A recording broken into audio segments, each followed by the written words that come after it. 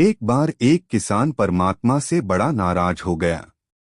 कभी बाढ़ आ जाए, कभी सूखा पड़ जाए, कभी धूप बहुत तेज हो जाए तो कभी ओले पड़ जाए।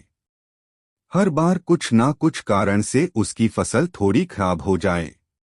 एक दिन बड़ा तंग आकर उसने परमात्मा से कहा, देखिए प्रभु, आप परमात्मा हैं, लेकिन लगता है आपको खेती बाड़ी की ज्यादा जानकारी नहीं है। एक प्रार्थना है कि एक साल मुझे मौका दीजिए, जैसा मैं चाहूँ वैसा मौसम हो, फिर आप देखना मैं कैसे अन्न के भंडार भर दूंगा।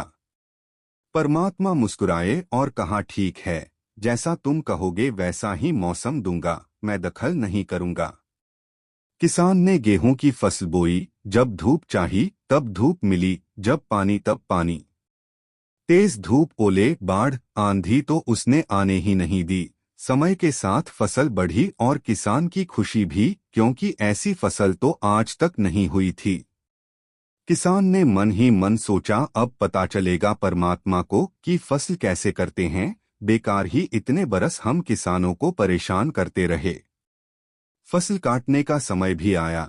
किसान बड़े गर्व से फसल काटने गया, लेकिन जैसे ही फसल काटने लगा, एकदम से छाती पर हाथ रखकर बैठ गया। गेहूं की एक भी बाली के अंदर गेहूं नहीं था, सारी बालियां अंदर से खाली थी। बड़ा दुखी होकर उसने परमात्मा से कहा, प्रभु ये क्या हुआ? तब परमात्मा बोले, ये तो होना ही था, तुमने पौधों को संघर्ष का जरा सा भी मौका नहीं दिया।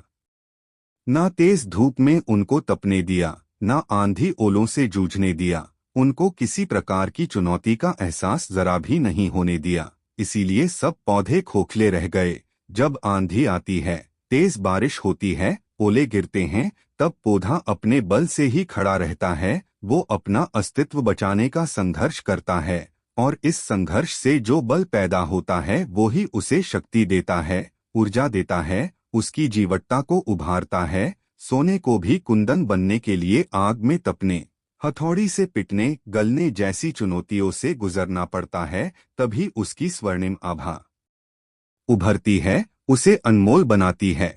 उसी तरह जिंदगी में भी अगर संघर्ष ना हो, चुनौती ना हो, तो आदमी खोखला ही रह जाता है, उसके अंदर कोई गुण नहीं आ पाता। ये चुनौतियां ही हैं जो आदमी रूपी तलवार को धार देती हैं, उसे सशक्त और प्रखर बनाती हैं। अगर प्रतिभाशाली बनना है तो चुनौतियां तो स्वीकार करनी ही पड़ेंगी, अन्यथा हम खोखले ही रह जाएंगे। अगर जिंदगी में प्रखर बनना है, प्रतिभाशाली बनना है, तो संघर्ष और चुनौतियों का सामना तो करना ही पड़ेगा।